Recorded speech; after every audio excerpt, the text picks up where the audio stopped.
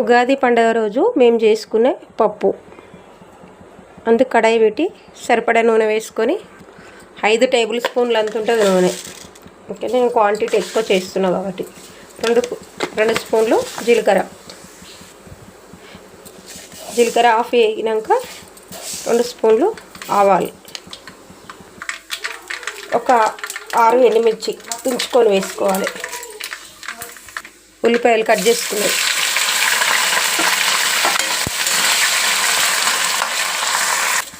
చితగొట్టుకున్న ఒక 10 వెల్లుల్లి రెబ్బలు.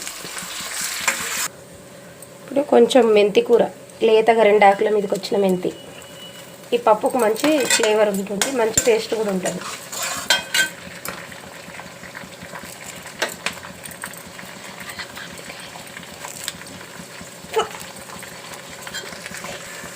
జింజర్ గార్లిక్ పేస్ట్ 1 స్పూను, ఒక 6 పచ్చిమిర్చి కట్ చేసుకుని వేసుకోవాలి. ఇదేం తింటే నల్లగా ఉంది.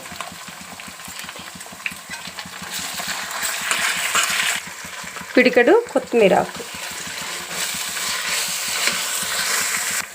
పసుపు 2 స్పూన్లు పసుపు. ఈ తాలింపు అంతా మంచిగా వేగింది కదా.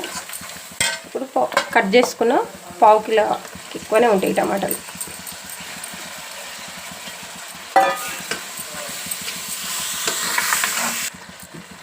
టమాటా కొంచెం మగ్గనిద్దాం.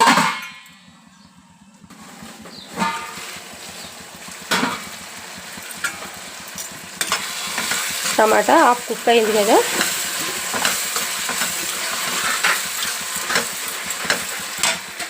ఇప్పుడు కారం, పచ్చిమిరపకాయలు కూడా వేసిన కదా, 2 టేబుల్ స్పూన్ల కారం, ఉప్పు ఇది కూడా 2 టేబుల్ స్పూన్లు,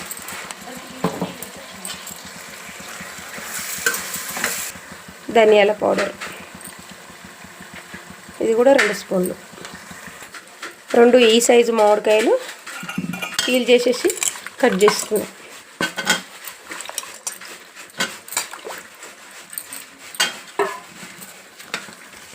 మూత వేసుకొని మగ్గనిద్దాం.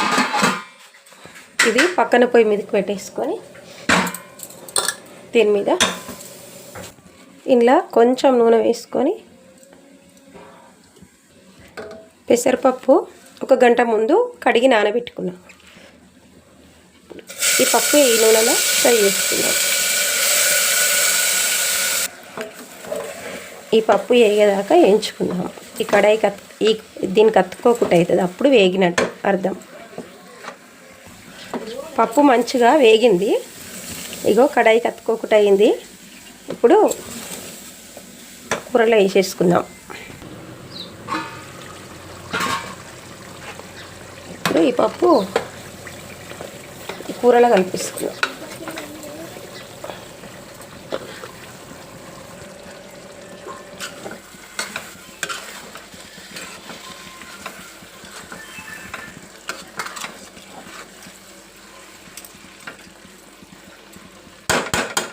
నీళ్ళు వేసుకుందాం.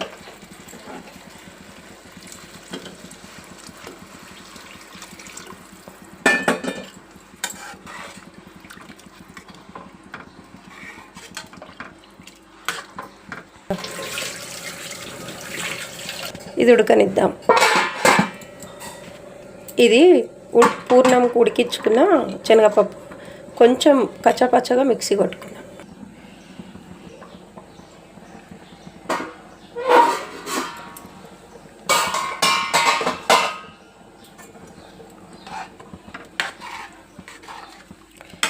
మనం మిక్సీ పట్టుకున్న శనగపప్పు మిశ్రమం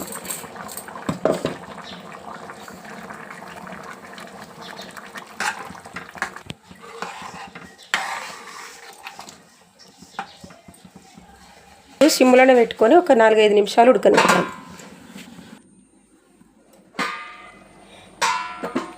సిమ్లోనే పెట్టుకొని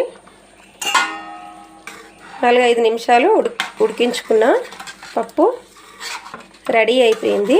మామిడికాయ పప్పు మేము ఉగాదికి కంపల్సరీ చేసుకునే ఈ రెసిపీ. ఇంకా మామిడికాయ కూడా మంచిగా ఉడికింది చూడు.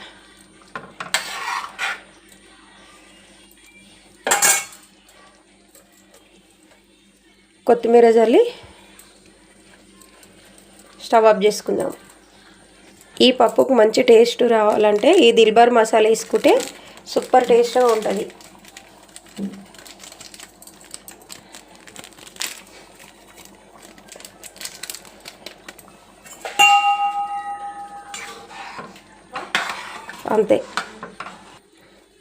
అంతే పప్పు రెడీ అయిపోయింది. ఈ వీడియో కనుక నచ్చితే లైక్ చేయండి, షేర్ చేయండి, ఛానల్ని సబ్స్క్రైబ్ చేసుకోండి, కమెంట్ చేయండి.